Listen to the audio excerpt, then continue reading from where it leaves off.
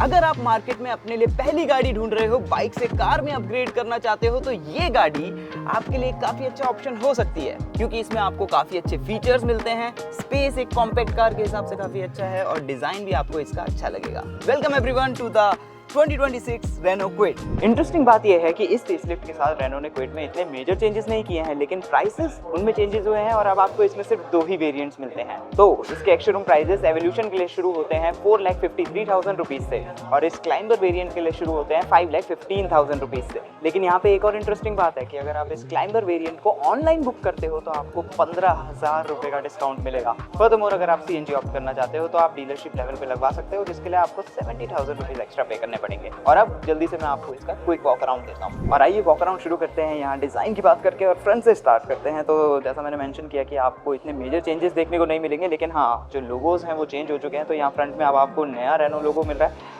और ये जो ग्रिल है वो पहले जैसी ही है, आपके DRLs भी पहले जैसे हैं। यहाँ अंदर आपके इंडिकेटर हो गए, हेडलैम्प सिमिलर। हाँ, क्योंकि ये क्लाइंबर वेरिएंट है इसलिए इसमें ये थोड़े से एक्स्ट्रा ट्रिम आपको दिखेंगे, इसको थोड़ा रगेड लुक देने के लिए। नीचे बम्पर को भी थोड़ा सा रगेड ट्रीटमेंट दिया हुआ है ये स्किड प्लेट इफेक्ट देके। और नोट करो यहाँ पे आपको सिंगल वॉशर वाइपर सेटअप मिलता है फ्रंट विंडशील्ड के लिए। Interesting. Now coming to the side, तो व्हील आर्चेस के ऊपर आपको ये बॉडी क्लैडिंग दिखेगी, थोड़ा सा इसको SUV लुक देने के लिए। आपको नए व्हील कवर्स मिल रहे हैं 14 इंच रिम्स के लिए। 165/70 प्रोफाइल का टायर है, तो अच्छी खासी प्रोफाइल भी है टायर की, तो कटने फटने का डर इतना ज़्यादा नहीं रहेगा। यहाँ ORVM में ही आपका इंडिकेटर भी इंटीग्रेट किया हुआ है।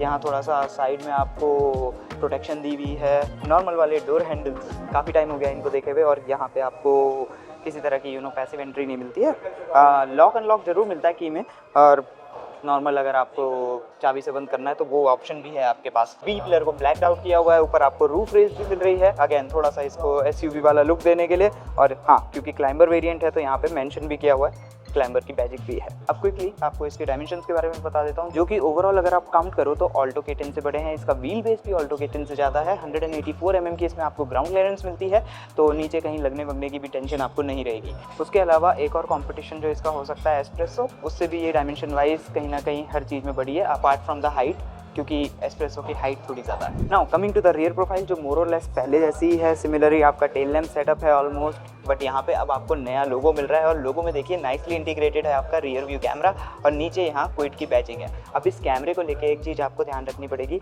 कि भले ही आपको एवोल्यूशन वेरिएंट में स्क्रीन तो मिल रही है, लेकिन अगर आपको रियर व्यू कैमरा या रियर पार्किंग कैमरा चाहिए तो आपको क्लाइंबर में अपग्रेड करना पड़ेगा, क्योंकि ये सिर्फ आपको क्लाइंबर वेरिएंट में मिलेगा। क्विकली बूट स्पेस भी दिखा देता हूँ आपको। तो 279 लीटर्स की बूट है, ठीक ठाक ओपनिंग है, स्पेस भी ठीक ठाक है। वीकेंड ट्रिप का आपका सामान यहाँ पे इजीली आ जाएगा।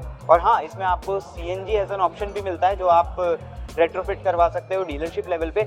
उसके लिए आपको समवेयर अराउंड 70,000 रुपीज़ एक्स्ट्रा पे करने पड़ेंगे। हाँ, ये हो सकता है कि सिलेंडर लगने के बाद थोड़ी सी आपकी बूट स्पेस में आपको ट्रेड ऑफ करना पड़े, बट देन आपकी फ्यूल इकोनॉमी भी तो उससे बढ़ेगी। नाउ यहाँ फ्लोर के नीचे आपको स्पेयर व्हील भी मिलता है, जो कि स्टील रिम के साथ है। तो इंजन डिटेल्स दे देता हूँ और उसके बाद चलेंगे हम इंटीरियर की तरफ। तो 1 लीटर 3 सिलेंडर पेट्रोल इंजन इसको पावर करता है। इसके साथ आपको 5 स्पीड मैनुअल ट्रांसमिशन और AMT गेयरबॉक्स का ऑप्शन मिलेगा। डेवलप करता है ये 68 horsepower and 91 newton metres, जो कि 750 किलोग्राम की गाड़ी के लिए मोर देन सफिशिएंट है। वेल, 0 to 100 यू आस्क, तो स्प्रिंट करने में ये 16 सेकंड से थोड़ा सा ज़्यादा टाइम लेती है, जो ऑनेस्टली इस सेगमेंट की गाड़ी के लिए ठीक ठाक परफॉर्मेंस है। हालांकि जो इसकी फ्यूल एफिशिएंसी के क्लेम्स हैं अकॉर्डिंग टू द रेनो, वो काफ़ी ज़्यादा अच्छे हैं। मतलब चाहे आप मैनुअल लो या फिर AMT, दोनों ही आपको 20 किलोमीटर पर लीटर से ज़्यादा की फ्यूल एफिशिएंसी दे सकती है। यहाँ केबिन में येस आई एग्री कि आपको काफ़ी बेसिक सेटअप मिलता है, लेकिन काम की और ज़रूरत की सारी चीज़ें अगर आप ध्यान से देखो तो आपको यहाँ पे मिल रही हैं। सबसे पहले तो ये टच स्क्रीन हो गई, जिसमें आपको wireless Apple CarPlay, Android auto दोनों ही मिलते हैं। लेकिन हाँ, ये बात है कि फर्स्ट टाइम आपको अपने फ़ोन को ना USB से कनेक्ट करना पड़ेगा, उसके बाद आप वायरलेसली उसको यूज़ कर सकते हो। वॉल्यूम नॉब है आपके लिए, दैट आई रियली लाइक, और पावर विंडो के स्विचेस यहाँ पे दिए हुए हैं। देन मैनुअल AC है, फिजिकल कंट्रोल्स के साथ यूज़ करने में काफ़ी इजी और किसी तरह की कोई कंफ्यूजन नहीं। नीचे आपको यहाँ पे 12 वोल्ट सॉकेट भी मिल रहा है, USB पोर्ट हो गया आपका, ऑडियो जैक भी यहाँ पे है। इस स्टोरेज को बेसिकली आप अपने फ़ोन को इस तरह से रखने के लिए भी यूज़ कर सकते हो, तो आपका मोबाइल फ़ोन इधर उधर रैटल नहीं करेगा। और अगेन आप इसको थोड़ा सा एज कप होल्डर्स भी यूज़ कर सकते हो, और छोटा मोटा सामान रखने के लिए भी यहाँ पे स्पेस है। यहाँ पे भी थोड़ा सा स्टोरेज स्पेस है, जहाँ आप अपना सामान वॉलेट वगैरह रख सकते हो। जो ग्लव बॉक्स है वो तो काफ़ी अच्छा खासा बड़ा है सरप्राइजिंगली। एंड एयर वेंट्स की पोजीशन आप देख सकते हो। And I really like these air vents, क्योंकि इनमें क्या है ना कि अपना एयर फ्लो अपनी तरफ एडजस्ट करना, फ्लो की डायरेक्शन को अपनी तरफ एडजस्ट करना काफ़ी ईजी रहता है। देन सीट्स पोस्टरिंग्स काफ़ी अच्छी हैं और नाइसली पैडेड हैं, थोड़ी सी स्टिफ हैं लेकिन काफ़ी सपोर्टिव हैं। और हाँ, अब आपको नया स्टीयरिंग व्हील मिल रहा है, बेसिकली नए लोगों के साथ ये स्टीयरिंग व्हील है। और अगर आप top of the line variant लेते हो यानी कि क्लाइंबर वेरिएंट लेते हो तो सिर्फ क्लाइंबर वेरिएंट में ही आपको ये स्टीयरिंग माउंटेड फ़ोन के और ऑडियो के कंट्रोल्स मिलेंगे। जो लोअर वेरिएंट है एवोल्यूशन, उसमें आपको स्क्रीन ज़रूर मिलेगी लेकिन ये कंट्रोल्स नहीं मिलेंगे। And alongside that climber variant में जो ORVMs है वो आपके इलेक्ट्रिकली एडजस्टेबल वाले होंगे। बेस वेरिएंट में या ये कहूँ एवोल्यूशन वेरिएंट में आपको मैनुअली एडजस्ट करने पड़ेंगे। बाकी रही बात प्रैक्टिकलिटी की, तो जैसा मैंने बताया स्टोरेज स्पेसेस आपको काफ़ी अच्छे मिलते हैं और जो डोर पिन्स है उसमें भी आपको काफ़ी अच्छा खासा स्पेस मिलता है। तो यहाँ भी आप पानी की बॉटल्स वगैरह ईजिली स्टोर कर सकते हो। ड्राइवर को अपने लिए पार्ट डिजिटल ड्राइवर डिस्प्ले मिलता है, तो यस इसमें आपको थोड़ा सा एनालॉग पार्ट भी मिलता है आपके RPM के लिए। और जो बीच में आपको डिजिटल ड्राइवर डिस्प्ले मिल रहा है, स्पीड, एवरेज स्पीड और अन्य डिटेल्स आपको बताने के लिए।